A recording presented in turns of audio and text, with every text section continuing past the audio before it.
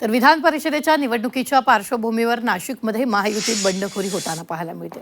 या बंडखोरीला आळा घालण्यासाठी मंत्री उदय सामंत गेल्या 24 तासापासून नाशकात तळ ठोकून आहेत। सकाळपासूनच उदय सामंत यांनी शिंदे यांच्या शिवसेनेच्या उमेदवारांसमोर उमेदवारी करणाऱ्या महायुतीच्या उमेदवारांची भेट घेतली आहे। याबद्दल बोलताना उदय सामंत यांनी 3 वाजेपर्यंत हे सगळे उमेदवार अर्ज मागे घेतील असा विश्वास व्यक्त केला।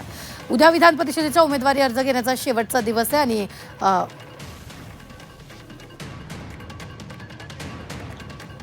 सध्या विधान परिषदेच्या निवडणूक सुरू आहे।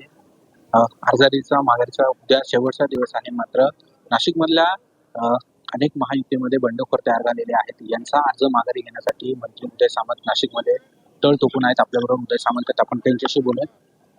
खरं तर हे सगळं निवडणुकाची आता सुरू झालेली आहे। तर तो उद्या माघारीचा दिवस, अर्ज माघारी घेण्याचा दिवस आहे। काही तास शिल्लक राहिलेले आहेत। मात्र अनेक महायुतीतले जे गिरीश महाजनांचे निकटवर्तीय असलेले गणेश गीते असेल, गोकुळ गीते असतील, हे आपली निवडणूक लढण्यावरती ठाम आहेत। राष्ट्रवादीचे देखील पदाधिकारी जे आहेत ते निवडणुकीवरती ठाम आहे। आपण त्यांची भेटी देखील घेतल्या। नेमकी ह्या भेटीमध्ये काय निष्पन्न झालेलं आहे आणि आता काय?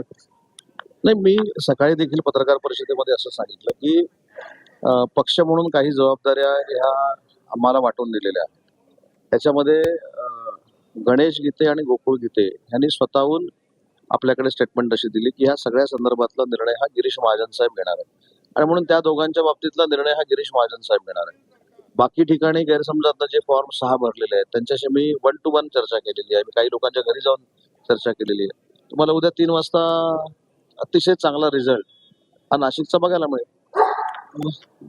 ह्या सगळ्यांमध्ये खरं तर तिकीट शिवसेनेला मिळण्यासाठी, जागा शिवसेनेला मिळण्यासाठी उशीर झाला होता म्हणून या सगळ्या गोष्टी घडल्यात का? नेमकी काय कारण? नाही, असं काही नाही, कारण भाजपाची यादी देखील त्याच वेळी डिक्लेअर झाली, आमची देखील त्याच वेळी डिक्लेअर झाली, राष्ट्रवादी काँग्रेस पार्टीची देखील त्याच वेळी डिक्लेअर झाली। त्याच्यामुळे मला असं वाटतं की काय उमेदवारी उशीर झालाय किंवा उमेदवारांना उशीर झाल्यामुळे असं काहीतरी घडतंय, असं अजिबात नाही। त्याच्यामध्ये मला एवढंच सांगायचंय की आम्ही महायुती म्हणून लढतोय आणि महायुती म्हणून लढत असताना आमच्यामध्ये जे काय बरं वाईट होतंय त्याचा फायदा आमचे महाविकास आघाडीवाले घेत आहेत। आम्ही इकडे फॉर्म भरलं नाही, आम्ही